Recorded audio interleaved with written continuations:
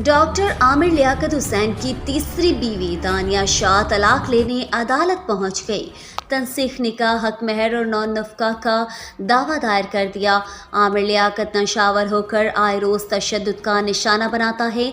आमिर लियाकत हुसैन जैसे दिखता है वैसा बिल्कुल नहीं है। डॉक्टर आमिर लियाकत हुसैन की तीसरी बीवी तलाक लेने अदालत पहुंच गए।